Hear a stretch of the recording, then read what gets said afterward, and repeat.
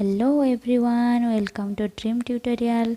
आज आमे माने अष्टम श्रेणी गोटे कविता गान करवा एवं ताको बुझेबा। ता ना होची रहीम के दोहे। यही दोहारे 10टी पद्य अच्छी एवं 10टी जाक दोहा को मु आपन को ओडिया रे बुझेई देबी। So let's get started.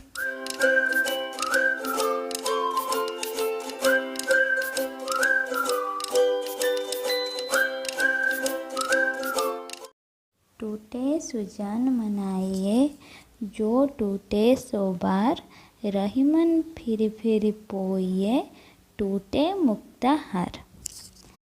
यही दोहारे रहीम कहिचंती जे सरल सुजन स्वभावर होइथांती सेमाने रागिगले मध्य तांको बारंबार क्षमा मागिबा उचित, तांको मनेइबा दरकार।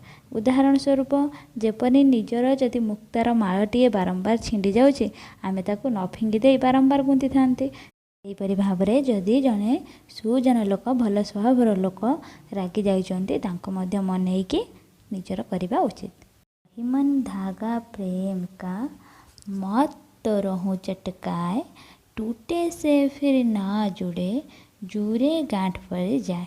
यही दोहारे रहीम कहिचंती प्रेमर बंधन एपरि एक बंधन जदि ताहा थरे छिंडी जाए तेबे पुणी थरे जोड़ी हुए नहीं। जदि जबरदस्ती से बंधन को जोड़ी दिया जाए तेबे सेठारे गंठी पड़ जाए।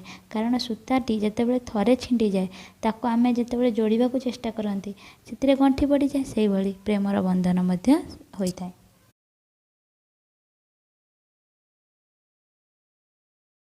जो रहीम उत्तम प्रकृति का करी सकत कुसंग, चंदन बीस व्यापत नहीं लपटे रहत भुजंग। यही दोहारे रहीम कहिचंती जेउ मनीष भल स्वभावर होइथांती सेमाने कुसंगरे रहिले मध्य निजर स्वभाव खराब करंती नहीं। जेपरि चंदन गछ देहरे बहुत विषाक्त विषधर साप माने गुड़े ही रहिले मध्य से विषर प्रभाव चंदन गछ उपरे पड़ी न थाए। सेहीपरि भल लोक माने जे कोनोसी जगह रहिले मध्य तांको उपरे कोनोसी खराब प्रभाव पड़े नहीं। समय पाव फल होते ही समय पाव झरी जात, सदा रहे नहीं एक सी का रहीम पछिपात। ही दोहारे रहीम समयर मूल्य विषय बुझेइचंती। जेतेबेले समय आसे से समय गछरे फल हुए, पुणी समय बदली गले गछरु फल झड़ी जाए। सेहीपरि केते भल समय पर खराब समय आसे, खराब समय पर भल समय आसे। तेणु जो मनुष्य समयर मूल्य बुझे नहीं से दुखी होता है एवं जी मूल्य बुझी थाए से केबे दुखी हुए नहीं। तेणु समयर मूल्य बुझिबा उचित। तस्वर फल नहीं खाते हैं सरवर पिय ही न पान, कही रहीम पर काज हित संपत्ति संचाई सुजान। यही दोहारे रहीम कहिचंती वृक्ष स्वयं निजे निज फल खाए नहीं, सरोवर मध्य निज जल निजे पिए नहीं। सेहीपरि जो माने सज्जन व्यक्ति होइथांती से माने अन्यर उपकार पाई अन्यर काम पाई निजर संपत्तिर संचय करिथांती। जो गरीब सो हित करे धनी रहीम ते लोग, कहा सुदामा बापुरो कृष्ण मिताई जोग। यही दोहारे रहीम कहिचंती जे गरीबर मंगल करे गरीबर सहायता करे सेही लोक बड़ होइथाय।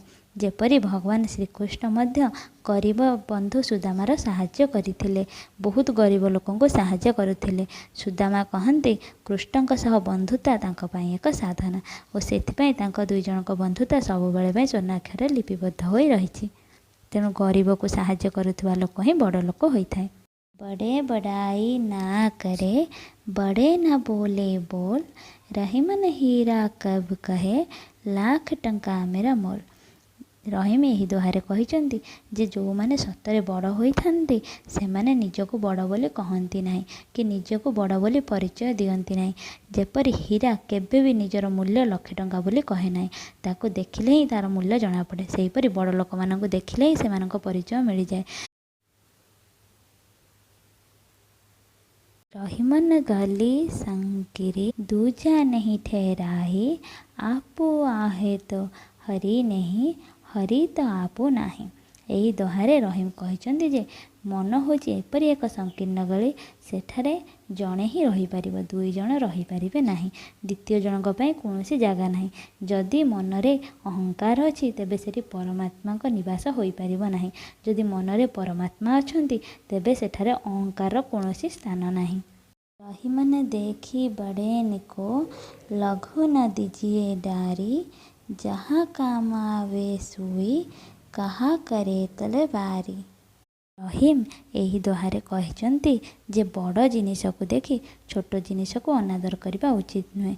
କାରଣ ଛୋଟ ହେଉ କି ବଡ଼, ପ୍ରତ୍ୟେକଙ୍କର ନିଜର କିଛି ମହତ୍ତ୍ୱ ଥାଏ। କାରଣ ଯେଉଁ କାମ ଗୋଟେ ଛୋଟ ଛୁଞ୍ଚି କରିପାରେ ସେଇ କାମ ଗୋଟେ ବଡ଼ ଖଣ୍ଡା ମଧ୍ୟ କରିପାରେ ନାହିଁ।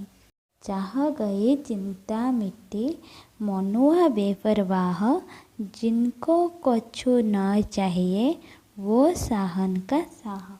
ଏହି ଦୋହାରେ ରହିମ କହିଛନ୍ତି ଯଦି ମନରୁ କାମନା ବା ଇଚ୍ଛାର ଲୋପ ହୋଇଯାଏ ତେବେ ଚିନ୍ତାରୁ ମଧ୍ୟ ମୁକ୍ତି ମିଳିଯାଏ। ମନ ନିଶ୍ଚିନ୍ତ ହୋଇଯାଏ, କୌଣସି ଚିନ୍ତା ରହେ ନାହିଁ। କିନ୍ତୁ ସତ କଥା ତ ଏହା ଯେ ଯାହାକୁ କୌଣସି ଜିନିଷ ଦରକାର ନଥାଏ ସେ ହିଁ କାମନାରୁ ମୁକ୍ତି ପାଇଥାଏ ବା କାମନା ରହିତ ହୋଇଥାଏ। ଆଜିର କ୍ଲାସ୍ ଆପଣମାନଙ୍କୁ କିପରି ଲାଗିଲା କମେଣ୍ଟ ସେକ୍ସନରେ ଜଣାଇବେ। ଯଦି ଭଲ ଲାଗିଛି ତାହେଲେ ଲାଇକ୍, ସେୟାର ଏବଂ ସବସ୍କ୍ରାଇବ୍ କରିବେ। Thank you for watching. Next ଭିଡ଼ିଓରେ ପୁଣି ଆପଣଙ୍କ ସହ ଦେଖାହେବ। କିପ୍ ଲାଫିଂ, କିପ୍ ଗୋଇଂ।